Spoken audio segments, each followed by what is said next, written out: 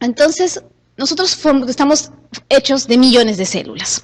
Pero estas células no están quietas, ¿no es cierto? Estas células están en constante trabajo, ¿ok? Y en constante estrés, ¿no? No solamente hablando de un estrés mecánico, químico, en fin, ¿no? De trabajo, en las cuales esta célula, al someterse a un grado de estrés, tiene que adaptarse. ¿Ok? Si esta no se adapta, la célula va a morir.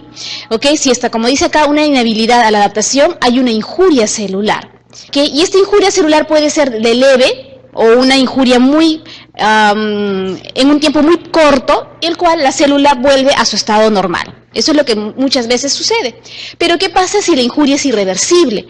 Ahí sí tenemos dos caminos que toma la célula, ¿no? Que finalmente es la muerte, ya sea a través de la necrosis o a través de la apoptosis. Eso lo vamos a ver ahorita en un momento. Entonces, como decía Darwin, no es la especie más fuerte la que sobrevive, ni la más inteligente, sino la que se adapta mejor al cambio. Entonces, nuestra celulita cumple eso, tiene que adaptarse al cambio, y lo va a hacer a través de una serie de mecanismos que vamos a hablar en este momento.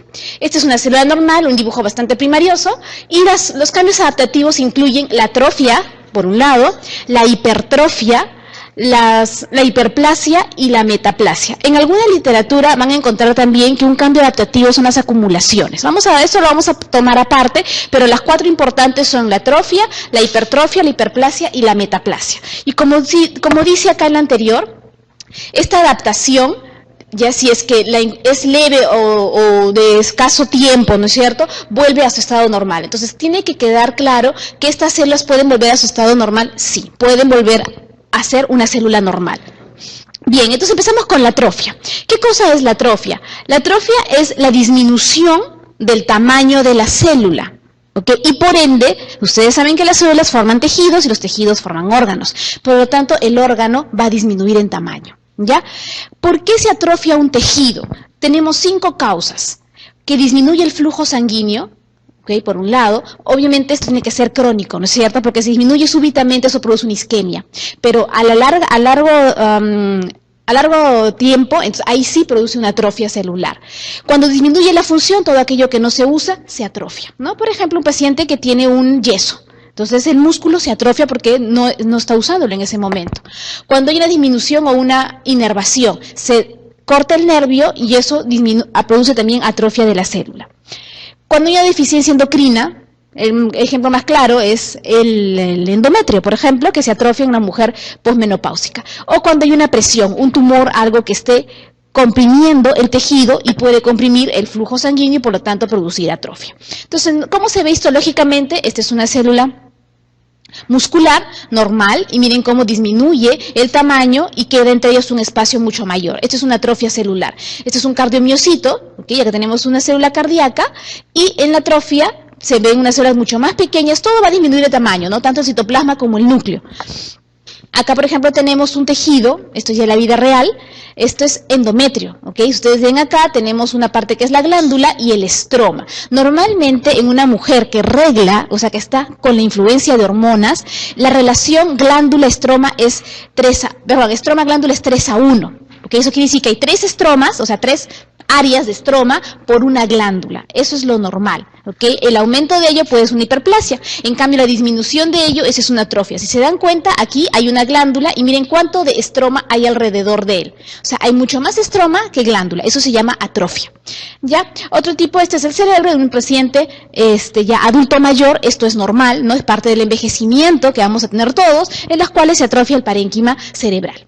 ¿Qué vía utiliza? La vía de la ubiquitina proteasoma. Esta vía, si ustedes recuerdan un poquito de bioquímica, tenía que ver con la producción de proteínas, es decir, proteínas estructurales. Por lo tanto, eso va a disminuir. El hecho de que haya una alteración en esta vía o la que utiliza esta vía, disminuye la producción de proteínas y por ende hay disminución del tamaño de la célula. Ok, no olvidar algo importante, es algunas palabras que tenemos que tener en cuenta cuando hablemos también de adaptaciones. Hablemos primero de hipoplasia. La hipoplasia no es una adaptación, es una patología que se da sobre todo en pacientes, se habla mucho en la parte de embriología, ¿no? Por ejemplo, la hipoplasia pulmonar es un órgano o tejido que se ha desarrollado mal desde el inicio, o sea, congénitamente. La aplasia es el órgano que nunca se ha desarrollado, nunca ha tenido este órgano, este bebito, por eso digo que esto es más término embriológico. La atresia es una imperforación de un órgano, una atresia esofágica, por ejemplo, y la involución es la atrofia fisiológica de un órgano. El ejemplo típico es el timo, ¿no? El timo se atrofia, se involuciona, no se atrofia, involuciona, ¿no? Nacemos con nuestra glándula, ¿no? Y en la adolescencia eso ya va a involucionar y solo nos quedan ciertas celulitas por ahí en el mediastino de células tímicas. Bien, vamos con la hipertrofia. La hipertrofia es otra adaptación en la cual la célula aumenta en tamaño, ¿ok? En tamaño y por lo tanto el órgano aumenta de tamaño. El ejemplo clásico, la hipertrofia del ventrículo izquierdo en un paciente que tiene hipertensión arterial, ¿no? Para ello, ¿por qué es hipertrofia? Porque necesita vencer una presión, o sea, hay un estrés mecánico, en este caso, en el cual va la célula a aumentar de tamaño para poder suplir esa necesidad mecánica. Muy bien, acá tenemos el corazón, un corte transversal, ventrículo izquierdo, ventrículo derecho, bien cómo está a expensas del miocardio, obviamente, que está aumentado de tamaño. Igualmente acá son células miocárdicas, estas son más rechonchas, más gordas, ¿no? Ahora, es importante esto de acá. La hipertrofia se da solamente, en órganos, no solamente, se da en órganos o tejidos en los cuales no hacen mitosis. Entonces, si la célula necesita aumentar, o mejor dicho, crecer, ¿okay? Lo va a hacer a expensas del tamaño y no del número. Entonces, si es una célula que no hace mitosis, ¿qué le queda hacer? Hipertrofia. ¿Ok? Es el músculo esquelético, o sea, el músculo que nosotros movemos, ¿ok? Solo se hipertrofia, no se hiperplasia, a diferencia del músculo liso. El músculo liso, que es el que vemos en las vísceras, ¿no es cierto? Ese sí se puede hiperplasiar y se puede hipertrofiar. Puedes hacer las dos, por supuesto, se pueden hacer las dos. Pero solamente el músculo, estamos hablando del esquelético y el músculo cardíaco, que es un músculo estriado, solamente se hipertrofia, no se hiperplasia, ¿ok? Es decir, no hace mitosis. Entonces, para hablar entonces un poquito de hipertrofia, de lo que es mitosis, tenemos que hablar. Hacemos un paréntesis acá para ver los tipos de tejidos de acuerdo a su replicación. Existen en histología 3 tipos de tejidos: los tejidos lábiles, los estables y los permanentes. Los tejidos lábiles son aquellas células que están en división continua. ¿Ya? Y el clásico ejemplo son los epitelios, ¿no? O sea, saben que los epitelios es un tejido en el cual está. ¿Cuál es su función? Su función es protegernos, la piel, por ejemplo, ¿no es cierto? El epitelio del estómago, el epitelio del intestino. Por lo tanto, están en constante recambio, tienen que recambiar fácilmente, porque si no se recambian, la noxa va a seguir ingresando y va a dañar mucho más. Por lo tanto, los epitelios son tejidos lábiles, hacen mitosis constantemente. ¿Qué otro tejido es altamente lábil? Las células hematopoyéticas, ¿cierto? En médula ósea. Esas hacen mitosis a cada rato, continuamente hacen mitosis. ¿Qué otros tejidos tenemos? Los estables, ¿no? Esta es una imagen de un epitelio de piel, ¿no es cierto? Es epidermis, estratocórneo y dermis. Este de acá es un tejido estable, este órgano es el hígado, ¿no? El hígado es un tejido en el cual está en fase G0. ¿Ok? Siempre está en G0, está esperando, quieta, por eso se llama una célula quiescente o un tejido quiescente. Son células que van a replicarse solo cuando hay alguna noxa o cuando hay un estrés y las cuales van a tener que hacer mitosis. Ejemplo clásico, como les digo, el hígado, el riñón, el páncreas, ¿ya? El hueso, ¿ya? Es un tejido estable. Y por último tenemos los tejidos permanentes. Como su nombre lo dice, nunca se van a dividir. Y ahí tenemos 2 órganos, o 2 tejidos, ¿no? El músculo cardíaco, sabemos que un infarto, ese tejido no va a volver a ser otra vez tejido cardíaco, no se hace una cicatriz, y el tejido del sistema nervioso, ¿no? Las neuronas. Listo. Vamos entonces ahora, cerramos paréntesis, vamos a la hiperplasia. La hiperplasia tiene que ser entonces en células que tienen que hacer mitosis. Porque ¿qué cosa es hiperplasia? Hiperplasia significa aumento en el tamaño del órgano, pero a expensas del aumento en el número de células. Si hipertrofia era aumento del órgano, pero por aumento del tamaño de la célula, la hiperplasia es aumento del órgano, pero por aumento en el número de células. Por lo tanto, si te aumentan en el número, quiere decir que esas células tienen que hacer mitosis, ¿ya? Existen varios tipos de hiperplasia. La fisiológica hormonal, este tejido es mama. ¿Okay? Esta es una mujer, una niña prácticamente, en la cual tú tienes más estroma, alguna que otra ducto, y en una mujer ya que ya regla, ¿no? Que está influenciada ya con las hormonas, estrógenos y progesterona, miren cómo aumenta la parte acinar, ¿no? O sea, la parte glandular de la mama. Esta es la fisiológica hormonal. Luego tenemos la fisiológica compensatoria, y les pongo la imagen de Prometeo encadenado, que era pues una leyenda, ¿no? En la cual este personaje era sometido a este estrés gracias a un águila que le comía el hígado, ¿no es cierto? Y al día siguiente aparecía nuevamente sanito, normal. Ya, entonces, ¿eso qué significa? Significa que el hígado se reponía, ¿no es cierto? Ya tenían una idea, no sé cómo, una noción de que este tejido de alguna manera tiene esa capacidad de poder reponerse. ¿Y cómo lo hace? Hiperplasiándose, o sea, aumentaba el número de células de los hepatocitos. Hay otro tipo de hiperplasia que es ya no la fisiológica, sino es la patológica, que es hormonal, ¿no es cierto? Y acá tenemos, por ejemplo, la próstata. Esta es una próstata normal, y acá tenemos estos nodulitos que empiezan a formarse en pacientes ya adultos mayores de 50 años. Obviamente esto es por, como ustedes ya saben, influjo hormonal, ¿no? Tenemos la glándula. La próstata tiene dos partes, histológicamente, ¿no? Porque ya anatómicamente tiene varios lóbulos y todos ustedes ya conocen. La parte glandular, que es esta de acá, y el estroma, que es lo de acá. O sea, lo que no es glándula, ¿no? El tejido conectivo. Cuando hay un aumento o una hiperplasia benigna de próstata, aumenta tanto la glándula, miren cómo acá hay más glándulas, y también aumenta el estroma. Bueno, en esta lámina no se ve no se ve tanto estroma, pero en otra zona debe haber. Ya, entonces, esto es una hiperplasia de próstata, y esto es por aumento o por influjo hormonal, patológico, obviamente. Esto es otro tipo de hiperplasia, en la cual, miren, el epitelio escamoso, esto es normal, y miren cómo acá está hiperplasiándose. Si se dan cuenta, acá pues habrá, no sé, unas 8 capas de queratinocitos, acá habrán unas 20. Se dan cuenta que hay aumentado en el número de células. Esto se ve sobre todo esto es lo normal, miren, bonito, y esto, miren la gran cantidad de queratinocitos que han aparecido, ¿no es cierto? Y eso es por un estrés. En este caso, sí, este es un borde de una úlcera. Entonces, si hay un borde de una úlcera alrededor, ¿qué va a hacer el epitelio? Va a querer regenerarlo. ¿Y cómo lo hace? Aumentando en el número de células, ¿no? Para poder llenar ese vacío que ha dejado la lesión. Muy bien, metaplasia. La metaplasia es otro cambio adaptativo que me indica cambio de una célula o de un tejido maduro, ¿ok? Por otro tejido maduro. Lo más común es que las metaplasias sean de epitelios. Es lo más común y lo que más conocemos, ¿no? La metaplasia del esófago de Barrett, por ejemplo, la metaplasia que se da en el cérvix, ¿ok? Pero también puede haber metaplasia de epitelio, de no epitelial, por ejemplo, músculo pase a ser hueso. Eso puede pasar, sobre todo en el útero de mujeres añosas. Esta es una metaplasia. Acá tenemos epitelio glandular, ¿ok? Acá tenemos cilíndrico simple. Y miren cómo acá hay estos nidos de epitelio escamoso, ¿no? Esto es cérvix, epitelio escamoso. O sea, se transforma en un epitelio mucho más resistente. El epitelio escamoso de múltiples capas es un epitelio más resistente. Este de acá es el famoso esófago de Barrett. Acá tenemos el epitelio del esófago, que es estratificado, plano, sin queratina, ¿no es cierto? Y vemos cómo han aparecido estas glandulitas. No debe haber glándulas en el esófago.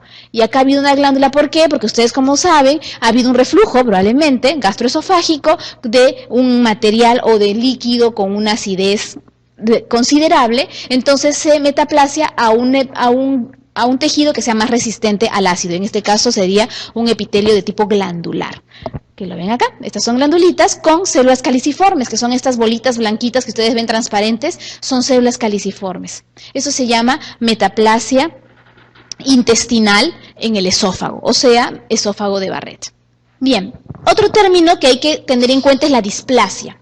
Algunos consideran a la displasia como una forma adaptativa, otros no, eso va a depender de la literatura. ¿Ya? ¿Y la displasia qué cosa es? La displasia se ve solamente en epitelios. Ya no existe displasia en tejido mesenquimal, sino solamente en epitelios, y significa alteración en la maduración de la célula. La célula, ustedes saben que madura en un epitelio de la base hacia la superficie, es lo normal. La parte más basal es mucho más inmadura. ¿Por qué? Porque esas son las células madre. Una vez que van creciendo, madurando, van haciéndose especializadas. En este caso, hacerse escama. Esto es el cérvix. Si tú encuentras epitelio inmaduro en el tercio medio, por ejemplo, de un cérvix, eso es displasia leve, ¿no es cierto? O también llamado NIC1, ¿sí? Si la displasia la encuentras en el tercio medio, eso es una displasia moderada, eso se llama NIC2 o LIE de alto grado. Y si tienes la displasia en el tercio más superficial, eso es una displasia severa, eso se llama NIC3. ¿Cuál es lo importante en la displasia? El problema de la displasia es que, si bien es cierto, no es una neoplasia, ¿ok? Puede dar a la larga una neoplasia, o sea, puede evolucionar a una neoplasia invasiva. Primero una in situ y después una invasiva. Ese es el riesgo de la displasia, por eso hay que tener mucho cuidado con las displasias.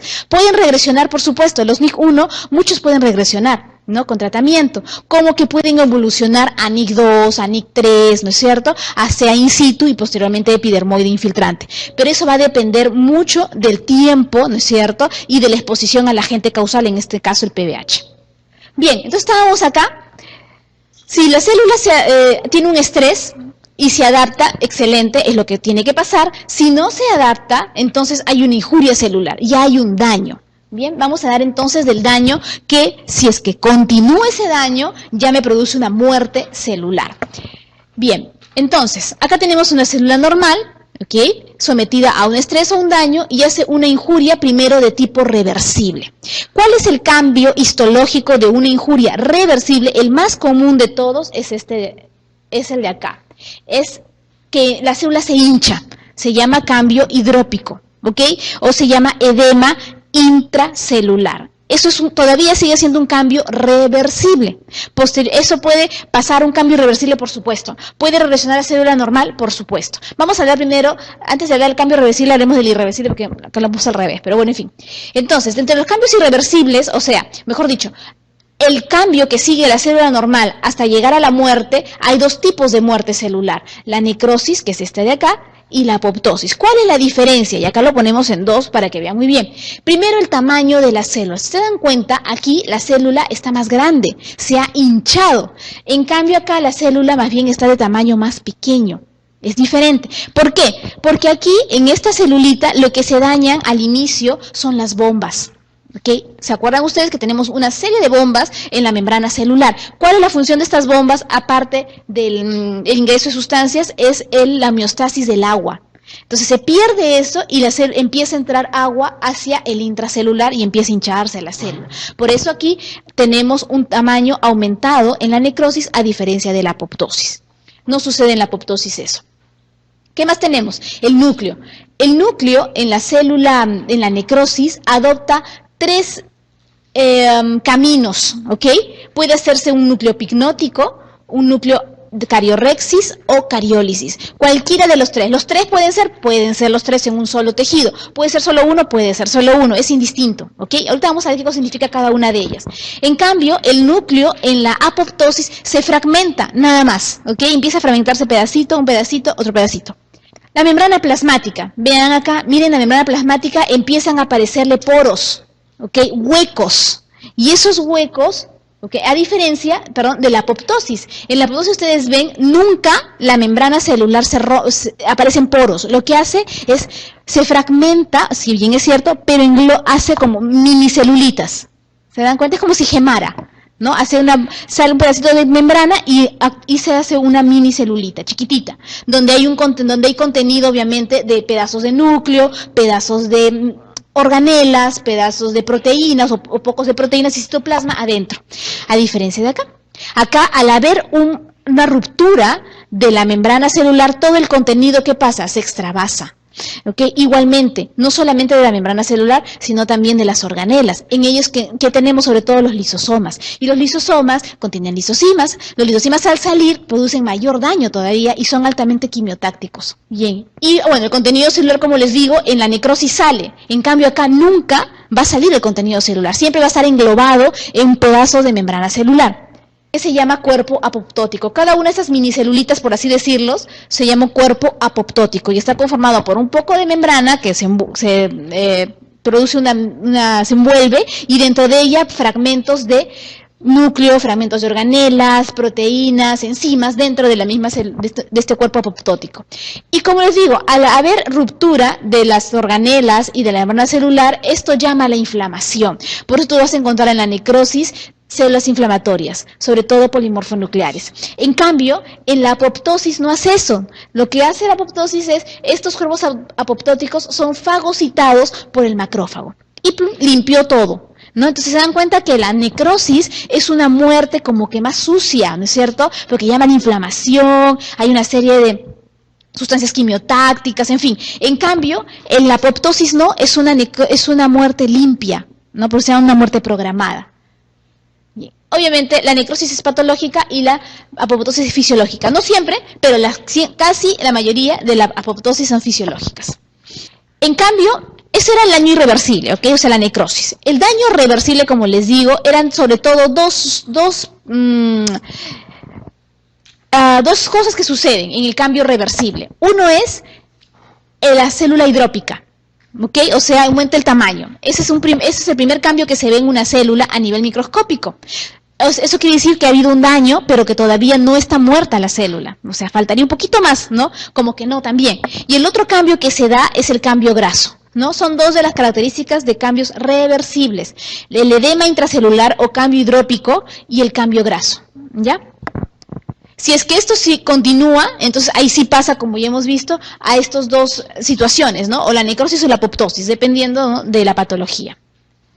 Bien, acá tenemos el daño reversible, son los llamados cambios hidrópicos o degeneración vacular. Este es un hígado. Se dan cuenta, son hepatocitos bonitos, con su citoplasma rosado y su núcleo basófilo, pero acá vean que el hepatocito está grande y con un citoplasma blanco, ¿no? Transparente en realidad, es porque tiene agua. Y en la hematoxilina y eosina no se tiñe, el agua se va, ¿ok? Entonces te queda un hueco. Por eso lo vas a ver acá. Esto se llama cambio hidrópico o degeneración vacular. Bien, sí lo hemos visto, ok. Vamos a ver lo que es la pignosis, la cariólisis y cariorrexis. En la muerte celular, el núcleo rompe sus membranas, ¿ok? Y al romper las membranas hace tres de estas situaciones. O bien un núcleo pignótico, quiere decir que el núcleo se torna de un color más basófilo, se condensa y se hace como un punto oscuro. Se llama núcleo pignótico, se llama pignosis. Cuando la cromatina de la célula pierde la afinidad a la hematoxilina, ¿ok? Porque el núcleo es afín a la hematoxilina. Se hace de un color, entonces, cuando pierde esa afinidad, que es al morado, si no se torna ya un color más rojo, eso se llama cariólisis. ¿Por qué se hace eso? Porque las proteínas se desnaturalizan en el proceso de necrosis. Y al desnaturalizarse, entonces no pueden captar ese color de la hematoxilina. Por eso se tiñen de un color más pálido. Se llama cariólisis, ¿ok? Cariólisis significa disolución de la cromatina y se ve de un color no tan azul, sino un poco ya más rosado. No olvidarse que en histología y en patología solo utilizamos, no solo, pero la mayoría de veces utilizamos solamente dos colores, ¿no es cierto? Y la gama de todas ellas, que es los morados y los rosados. Y la cariorrexis, ¿qué significa? Significa que la cromatina estalló, o sea, el núcleo estalló y se hicieron puntitos o fragmentitos de núcleo. Eso se llama cariorrexis. ¿Qué pasó con el citoplasma de la célula en una necrosis? Bueno, aumenta el tamaño en un inicio, que es la tumefacción, y se hace eosinófilo, ya dije, las células cuando mueren se tornan de un color eosinofílico, o sea, un color rojo. ¿Ya? Y eso es por desnaturalización proteica, y eso lo vamos a ver cuando veamos infarto de corazón. Desaparición del glucógeno, hay vacuolización, los fosfolípidos de las membranas, no solamente de la membrana celular, sino de las organelas, empiezan a precipitar y forman unas figuras que se llaman figuras de mielina, y eso es por los fosfolípidos de las membranas. Se rompen las membranas y obviamente el calcio se extravasa, ¿no? Sale y se tiene que depositar, que lo vamos a ver ahorita en otras láminas.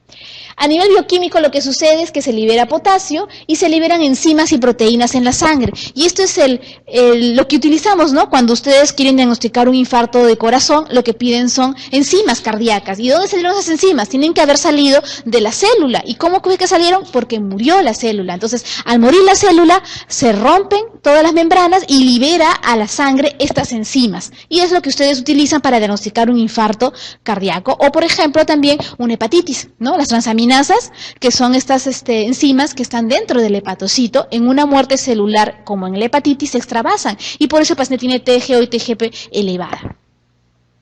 Muy bien, esto es lo mismo que hemos hablado, ¿no? Es una célula normal, membrana, citoplasma, núcleo, nucleolo, pignosis, núcleo, condensado, azul, bien basófilo, ¿ok? Cariólisis, disolución de la cromatina, ese es un color más claro, y la cariorexis es la fragmentación de la cromatina. Ya, esos son los cambios que ocurren en una necrosis en cuanto al núcleo, ¿ok? En cuanto al núcleo. Bien, vamos a ver los tipos de necrosis. Existen una serie en histología de tipos de necrosis. ¿Por qué es importante? Porque de acuerdo a ello yo puedo saber qué le pasó a la célula. Si tengo una necrosis de tipo coagulativa, ¿qué significa coagulativa? Es aquella necrosis en la cual la célula, yo todavía puedo ver en histología, ¿okay? En mi lámina, puedo todavía ver los cadáveres de la célula. ¿A qué? Por ejemplo, acá tenemos un riñón, acá tenemos los túbulos, este es un riñón vivo. ¿Okay? Se ve bien bonito, ¿no es cierto? Cada celulita con su núcleo. Pero miren en una necrosis coagulativa, el núcleo ha desaparecido. Obviamente, ¿no? Porque es una necrosis, probablemente es una cariólisis. No veo el núcleo tan bonito formado como lo veo acá, pero yo todavía se conserva la forma de la célula. Eso se ve en una necrosis coagulativa, se conserva la estructura del tejido. Yo puedo decir, ya, esto es hígado, esto es riñón, esto es, no sé, esófago, ¿no? Yo puedo reconocerlo. ¿Esto en qué se ve? Las necrosis de tipo coagulativa se dan sobre todo en isquemia, o sea, en disminución del flujo sanguíneo. Es lo característico. Todo infarto hace necrosis coagulativa, excepto siempre hay alguien, ¿no? A la regla que sale, y ese es el cerebro. El cerebro nunca te hace necrosis coagulativa. Él, a pesar de que sea por un infarto, lo que hace es una necrosis de tipo licuefactiva. No se sabe muy bien por qué, al parecer es porque es un tejido muy especial, no tiene bastante agua, tiene grasa bastante, ¿no? Entonces hace ese tipo de necrosis. No olvidarse entonces, la necrosis coagulativa es de los infartos. Ya, excepto cerebro. Cerebro nunca te hace necrosis coagulativa.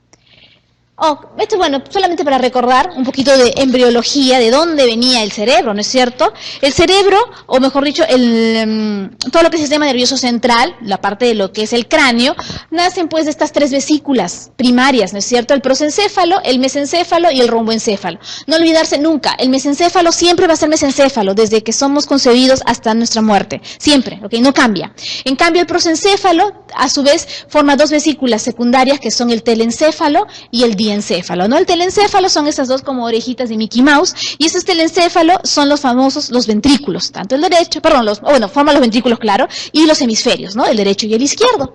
Y el diencéfalo es el que en los capítulos de neuroanatomía siempre hay un capítulo que es diencéfalo, y eso incluye a todas estas estructuras que están en la línea media, tálamo, hipotálamo, epitálamo, todos estos núcleos que están en el centro, ¿no es cierto? El mesencéfalo, como le digo, siempre va a ser mesencéfalo, y el romboencéfalo forma el metencéfalo y el mielencéfalo. El metencéfalo va a formar a su vez el puente y el cerebelo, y el mielencéfalo la médula oblongada, o también llamado bulbo raquídeo. Ya solamente para recordar, no olvidarnos de este tipo de esta parte, ¿no? De la embriología. Muy bien, seguimos entonces con la necrosis licuefactiva. Ahora, la licuefactiva significa que el tejido se ha licuado, ¿ok? Ha desaparecido completamente. Si ustedes ven esta lámina, yo no puedo saber de dónde es ese tejido. Lo único que puedo decir ahí, que ahí hay necrosis con material fibrinoso, o sea, fibrina, y hay células inflamatorias. Es un material fibrino purulento, o también llamado pus, ¿no? Prácticamente es eso. Y la necrosis licuefactiva se da sobre todo cuando hay un proceso en el cual se ha sobreagregado una infección. O sea, una coagulativa puede pasar a ser una licuefactiva, por supuesto. Si se infecta eso, va a ser una licuefactiva a la larga, ¿ok? Clásico de ¿quién? De las gangrenas, ¿cierto? La gangrena, las infecciones, quien no ha tenido una herida en la cual hay pus, eso es necrosis de tipo licuefactiva. Se ha licuado el tejido, ha habido tanta muerte celular y enzimas que han degradado, ¿no es cierto?, mi tejido y lo han desaparecido prácticamente. ¿Quién hace licuefactiva sin necesidad de ser un proceso infeccioso? El cerebro. Ya hemos dicho, cerebro sí hace licuefactiva a pesar de ser por un infarto. Otro tipo de necrosis es la necrosis gaseosa, es un tipo especial de necrosis, en la cual ustedes van a encontrar un centro necrótico rosado, se dan cuenta, este material que es muy diferente a este de acá.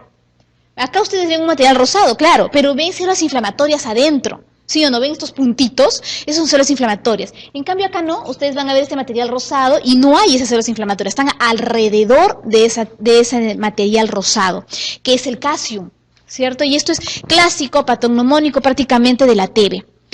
Otro que haga necrosis gaseosa, muy raro, pero en segundo lugar empezaría en hongos, ¿ok? Pero en nuestro medio, esto es tuberculosis hasta que no se demuestre lo contrario, ¿ok? Entonces, la necrosis gaseosa es un tipo de necrosis licuefactiva con coagulativa, es una mezcla en realidad, pero es especial, ¿ya?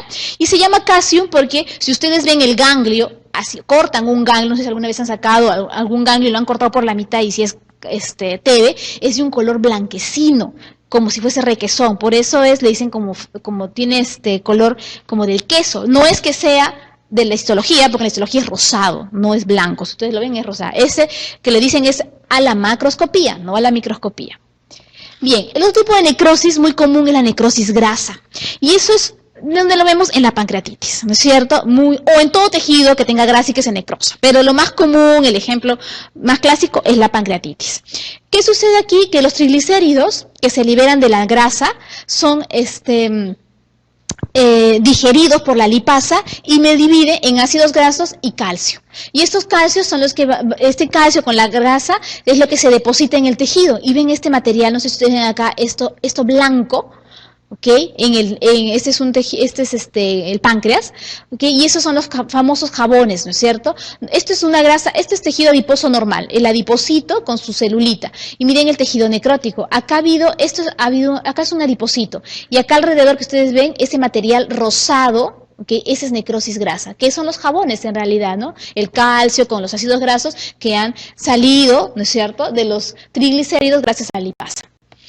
Es también bien fácil de diagnosticar, necrosis grasa. Ahí la causa ya hay que es otra cosa, ¿no? La necrosis fibrinoide es otro tipo de necrosis que se ve sobre todo en procesos autoinmunes. ¿Ya? Siempre cuando procesos autoinmunes que hagan necrosis, siempre hacen necrosis fibrinoide. ¿Y por qué se llama fibrinoide? El término fibrinoide es porque parece la fibrina, o sea, pero no es fibrina. Y es este material que ustedes ven acá, este material rosado amorfo que se deposita en los vasos. En este caso, en el vaso, ¿no? Esto es una vasculitis. Las vasculitis hacen necrosis fibrinoide. ¿Y eso qué cosa hay acá?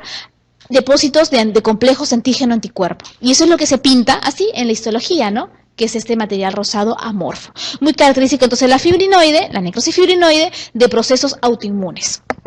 Bien, los mecanismos de la injuria celular, ya hemos hablado un poquito, ¿no es cierto? ¿Por qué se muere? O sea, ¿cómo es que muere la célula? Primero porque disminuye el ATP. Si disminuye el ATP, que es mi sustrato energético, entonces la célula no tiene cómo funcionar, muere. Daño de la mitocondria, sabemos que en la mitocondria se forma el ATP, ¿ok? Entonces, esto va a producir mayor daño, obviamente, y muerte celular. Y en la mitocondria empiezan a salir ciertas proteínas que son llamadas proteínas proapoptóticas, que son de la familia del BCL, ¿no es cierto?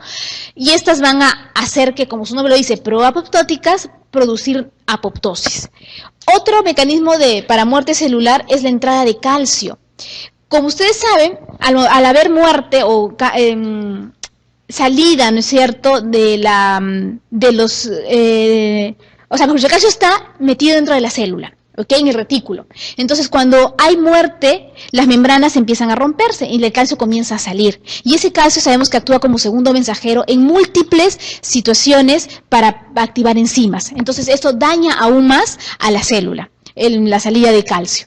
Los ROS, que también están dentro de la célula, aumentan y eso produce mayor daño. La membrana celular que se daña, que ya hemos hablado, y alteración en la cromatina de las células, proteínas, ya gracias a las proteínas proapoptóticas. Vamos a hablar ahorita entonces un poquito de eso.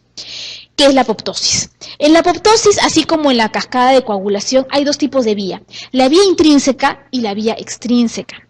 La vía intrínseca, también llamada vía mitocondrial, o sea, la mitocondria es la encargada en este caso de producir la apoptosis. En cambio, la vía extrínseca es una vía que se forma gracias a un receptor que está en la membrana de la célula que le llaman el receptor de la muerte, ya que es el FAS y el TNF. Y entonces tenemos dos tipos de vía, la vía intrínseca y la vía extrínseca. Vamos a ver la vía intrínseca.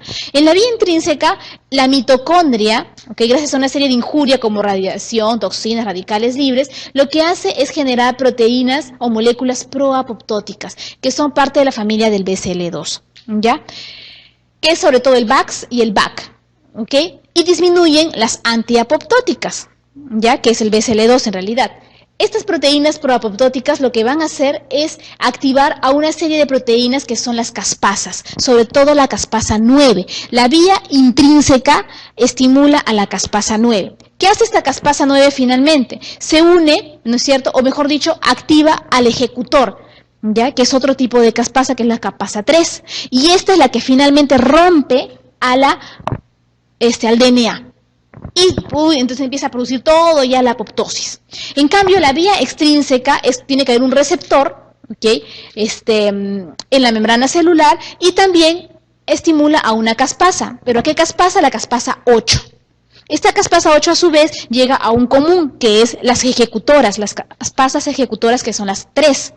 Y estas nuevamente todas confluyen, como les digo, tanto la intrínseca como la extrínseca en una sola vía, que finalmente va a romper al DNA de la célula, ¿ya? Y producir la apoptosis. Entonces tenemos dos tipos de vías, no olvidarse, la mitocondrial, que es la intrínseca, y la famosa receptores de la muerte, que es la extrínseca. Listo, estas son las acumulaciones intracelulares.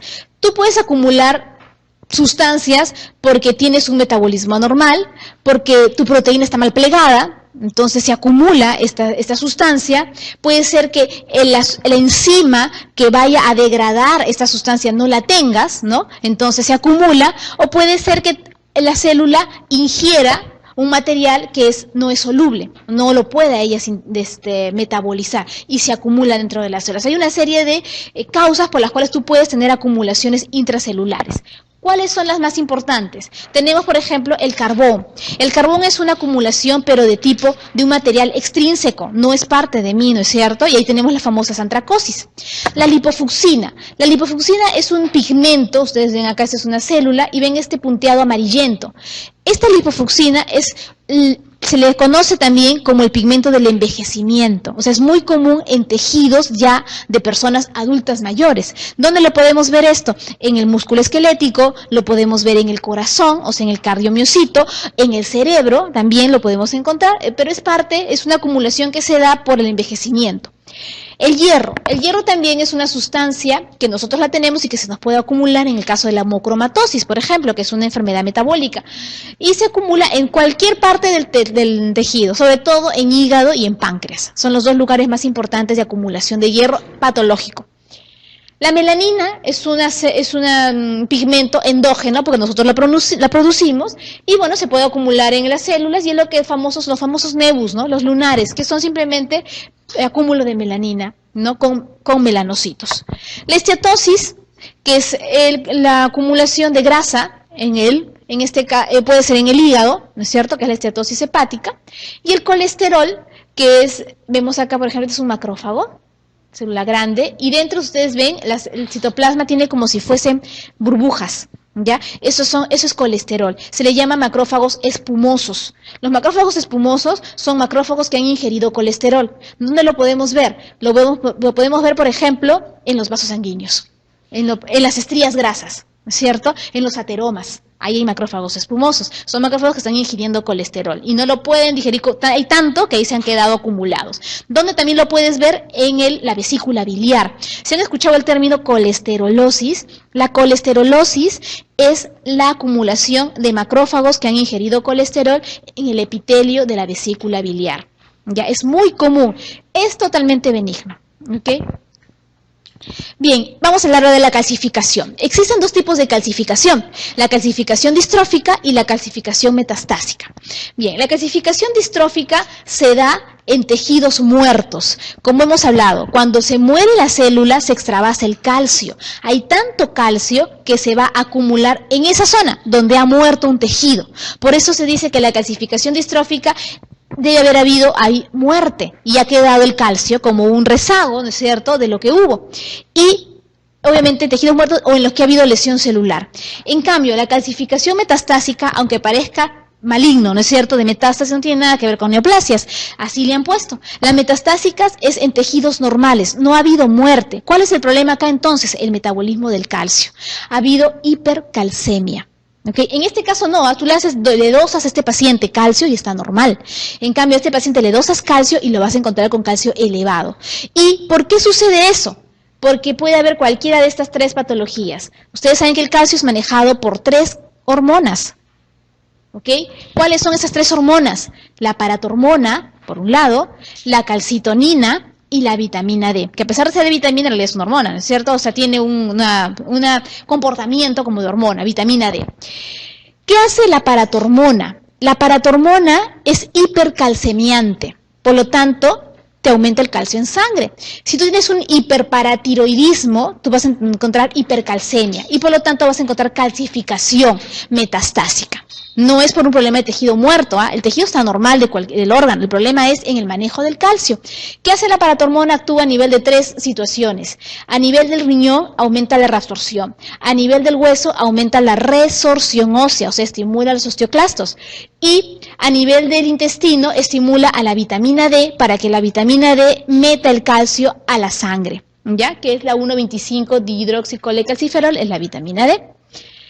¿Ok? Entonces, ¿qué tiene que haber pasado en una calcificación metastásica? O bien alteración de la PTH, o sea, un hiperparatiroidismo, destrucción ósea. Puede ser un tumor, por supuesto, puede ser un tumor, ¿no es cierto?, en la cual hay una destrucción ósea tan masiva, en la cual va a disparar calcio por todo lado y va a depositarse, a producir una calcificación.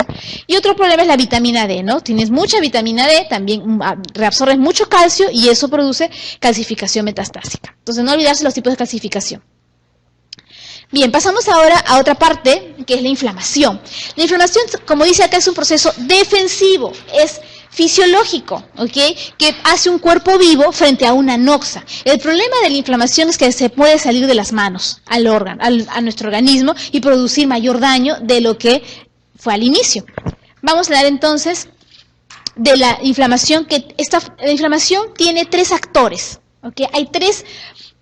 Tiene que haber sí o sí 3 estructuras, 3 cosas. Uno son los vasos sanguíneos. Si no hay vasos sanguíneos, no hay inflamación. Tiene que haber un vaso sanguíneo por ahí, porque por ahí va a llegar todo el tejido o las células proinflamatorias.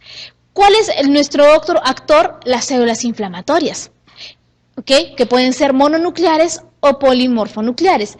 Y por último, lo que no es célula, o sea, todas estas citoquinas, leucotrienos, los tromboxanos, todas esas sustancias que son para la inflamación. Ya entonces tenemos 3 estructuras o 3 actores en mi inflamación. El vaso sanguíneo, mi célula y lo que no es célula, que son proteínas, ¿no es cierto?, encargadas de todos estos, de este complejo que es la inflamación aguda. Veamos entonces la inflamación aguda. ¿Por qué se caracteriza? La inflamación aguda está primero que es en el tiempo, dura días, horas. ¿Ok? Horas a días máximo, ¿ya? Porque de ahí ya se convierte en crónica. Y la inflamación tiene 5 signos clínicos, que son los de Paracelso, ¿no? Él describió estos signos clínicos, que son calor, ¿cierto?, rubor, tumor, dolor y disminución o alteración de la función del órgano o del tejido, bueno, de lo que ha pasado, del tejido que está alterado, ¿no es cierto? Esto tiene que haber para tú decir que tengas inflamación. ¿Cuáles son mis otros 2 estructuras importantes? El vaso sanguíneo y el polimorfo nuclear. En la inflamación aguda es el polimorfo nuclear, ¿okay? No es el macrófago, esa es en la inflamación crónica. O sea, estamos hablando de los que son multinucleados. Bien, vamos a empezar entonces. Primero vamos a ver qué pasa con el vaso. En una inflamación aguda, ¿okay?, el vaso tiene un papel muy importante. Al inicio va a haber una pequeña vasoconstricción, pero dura microsegundos. ¿Para qué? Para evitar que la noxa se expanda, ¿ok? Trata de que se quede en un solo lugar. Pero posteriormente va a haber una vasodilatación.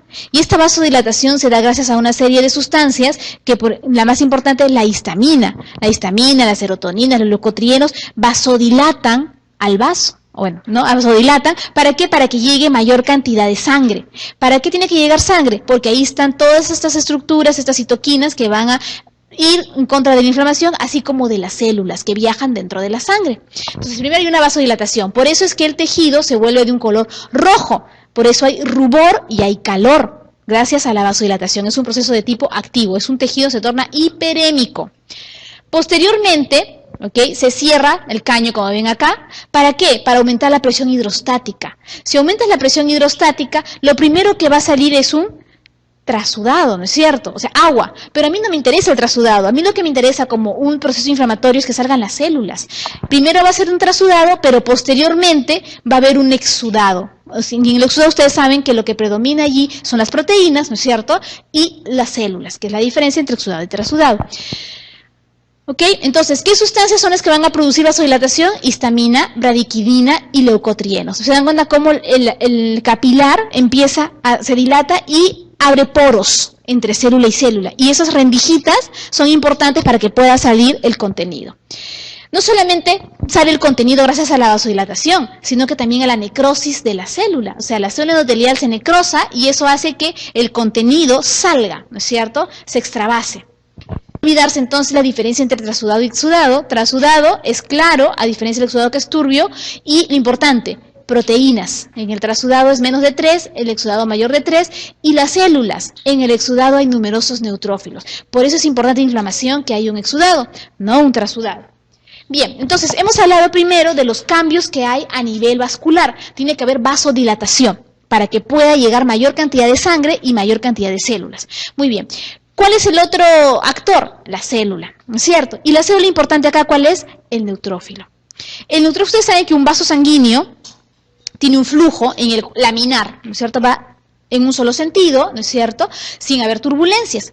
Como flujo laminar, las células viajan en el centro del vaso, nunca viajan alrededor. ¿Por qué? Porque si viajasen alrededor, pegadas a la pared, se pegarían al endotelio y producirían trombosis, ¿no es cierto? Y empezarían a meterse. No les conviene a nuestro organismo, tienen que viajar por el centro. Por lo tanto, para que la célula salga del vaso sanguíneo, tiene que ir del centro del vaso a pegarse a la pared del vaso. Ese proceso nada más de estar del centro del vaso a llegar a la pared se llama marginación. Es el primer paso que hace un glóbulo blanco, margina. Y esta marginación, ¿ok?, pasa del centro, como les digo, hacia la pared. ¿Qué pasa después? Empieza a rodar. Rueda. ¿Y por qué rueda? Porque el leucocito alrededor de él tiene una serie de proteínas que son las selectinas. Hay la P-selectina, la L, la E-selectina, y mientras va rodando los va exponiendo al endotelio, y el endotelio también tiene selectinas. Entonces hacen, ¿no?, como un match ahí entre estas selectinas, tanto del leucocito como del endotelio. ¿Cuáles son? Y posteriormente, una vez que va rodando, rueda y rueda, tiene que adherirse, tiene que pegarse al endotelio, como un chicle, se adhiere. Y posteriormente, ¿qué hace el neutrófilo? Hace migración, ¿no es cierto? Va a meterse por entre las rendijas. Gracias a Dios, su citoplasma, o sea, tiene un citoplasma lábil, ¿no es cierto? Y puede cambiar de forma, ¿ok? Y eso va a transmigrar. ¿Cuáles son las proteínas encargadas? Para el rodamiento, sobre todo, es la P-selectina, ¿ok? Para la adhesión son las selectinas, ¿ya? La adhesión. Para la rodamiento y adhesión son las selectinas. Para la adhesión solamente es el BCAM, el ICAM, y para la transmigración es una proteína que es el PCAM o el CD31. El CD31 es el encargado de la transmigración, ¿ya? Va a salir del intra al extravascular. Muy bien, una vez que sale el neutrófilo, ahí no se queda, tiene que moverse gracias a sus movimientos ameboideos que tiene por sus microtúbulos, que son parte de su citoplasma, y van a llegar a la zona de la inflamación. Eso se llama quimiotaxis. Entonces, la quimiotaxis es el movimiento que hace la célula de un lugar lejos, o sea, hacia la zona de la inflamación. Y la migración, la quimiotaxis, se da gracias a un estímulo. Estos son los estímulos altamente quimiotácticos para la célula. Basta que encuentre eso y la célula se despierta, ¿no es cierto?, y va a migrar hacia la zona de la inflamación. Productos bacterianos, citoquinas, el complemento es altamente quimiotáctico y el leucotrieno B4, ¿ya? Para llegar ahí. Una vez que llega el neutrófilo a la zona de la inflamación, algo tiene que hacer. Y lo que hace es aniquilar al agente tóxico. Vamos a hablar en este caso, por ejemplo, de una bacteria. Entonces, lo que hace el neutrófilo es engloba la bacteria, hace lo fagocita, ¿no es cierto?, los une al lisosoma, forma el fagolisosoma, y las armas que utiliza el neutrófilo son los ROS, ¿no? o los EROS, que son los radicales libres. Con eso aniquila a la bacteria o al proceso infeccioso. Ok, ¿qué pasa cuando se nos sale de las manos la inflamación? Por ejemplo, cuando tienes un proceso, una respuesta muy exagerada de la inflamación, tienes enfermedades. Una de ellas que vamos a dar posteriormente es el síndrome de estrés respiratorio del adulto. Acá el neutrófilo actúa en demasía, que daña mucho ya a mi célula y me produce un daño. Hay una serie entonces de enfermedades, por ejemplo, en el asma, ¿no? Los eosinófilos no son altamente reactivos y me producen un daño a nivel del tejido. ¿Qué pasa lo contrario? Cuando tú tienes un defecto en la función del leucocito, por ejemplo, no migra, ¿no es cierto? Puede que no migre, entonces nunca va a haber inflamación porque nunca va a llegar el neutrófilo. Puede ser que no se adhiera el neutrófilo a la pared, también tienes una lesión. Entonces, todos estos factores más bien producen una disminución, ¿no es cierto? Y no producen no llega el agente, el neutrófilo a la zona de la inflamación y me pueda disminuir o sanar, ¿no es cierto?, esa zona que está inflamada. Y tienes esta serie de enfermedades. Por ejemplo, la diabetes lo que produce es un defecto en la adhesión y en la quimiotaxis. Entonces, vas a tener grandes inflamaciones a repetición en estos pacientitos. Y hay una serie de enfermedades que ya lo revisan. Hay tipos de inflamación aguda, por supuesto. Hay patrones, sobre todo, de inflamación aguda. Tenemos la inflamación aguda serosa, en la cual lo que predomina es el contenido líquido. Ejemplo claro, el edema agudo de laringe. Es un edema, está lleno de agua dentro con también células inflamatorias, y es una inflamación de tipo aguda serosa. Cuando predomina la fibrina, es una inflamación fibrinosa. Ejemplo, la pericarditis. Hay una pericarditis fibrinosa, lo cual lo que predomina es la fibrina. Y la otra es la inflamación purulenta, en la que predomina, ¿qué cosa es? La muerte celular, forma la pus, ¿no? Por ejemplo, las amigdalitis, ¿no? Estas bacterianas, de la cual tienes pus a nivel de las amígdalas, es una inflamación mucopurulenta. Esos son los patrones de inflamación: acerosa, fibrinosa y mucopurulenta. Muy bien. Antes de llegar acá, primero esto. Hemos hablado entonces de los vasos, hemos hablado de las células y hablemos ahora de las sustancias proinflamatorias. Las sustancias proinflamatorias son aquellas, obviamente, que no son células, ¿no es cierto? Y ahí tenemos, por ejemplo, aquellos mediadores de la inflamación que se forman en la célula, o sea, en la célula donde está la inflamación. Tenemos dos tipos: los preformados, es decir, que ya están formados antes de que haya inflamación. ¿Ok? Están en vesículas. Ahí tenemos a la histamina y la serotonina. Pueden ser mediadores que se formen de novo, o sea, durante la inflamación, en el momento de la inflamación de la noxa.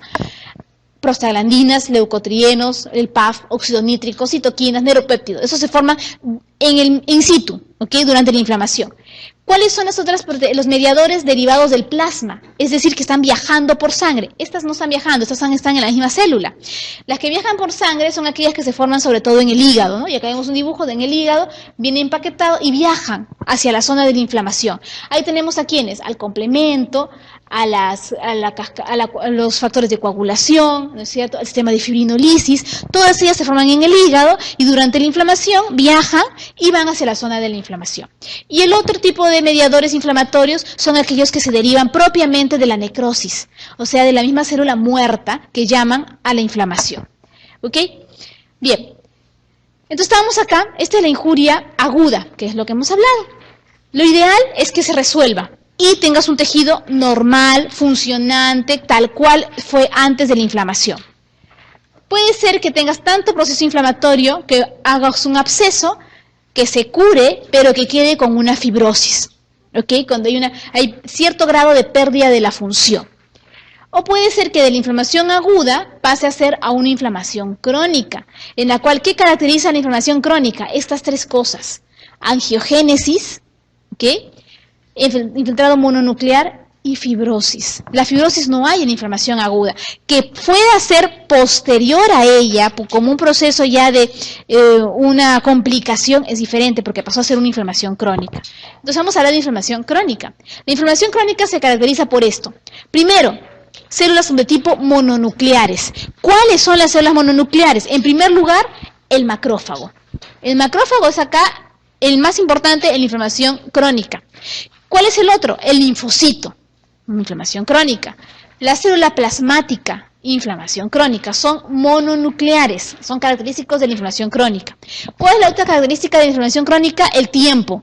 Semanas, meses, años, toda la vida, ¿no? Por ejemplo, un paciente con artritis reumatoidea, un paciente con lupus, es un paciente que está con inflamación crónica.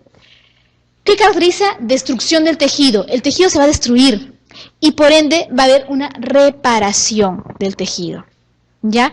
Esta reparación puede ser una regeneración, ¿ok? O una reparación. La regeneración significa que el tejido vuelve a su estado normal, o sea, continúa con su función. En la reparación, el tejido, si bien esto se sana, pero con pérdida de la función. Puede ser una cicatriz, ¿no es cierto? Entonces ya esa zona no va a funcionar tal cual como era antes. A diferencia de la inflamación aguda. La aguda es esta, ¿no? Se caracteriza por edema, o sea, los vasos sanguíneos son los que van a actuar sobre todo, y los polimorfonucleares, ¿no? Pues le pongo la diferencia. Esta es inflamación crónica, eso sería inflamación aguda.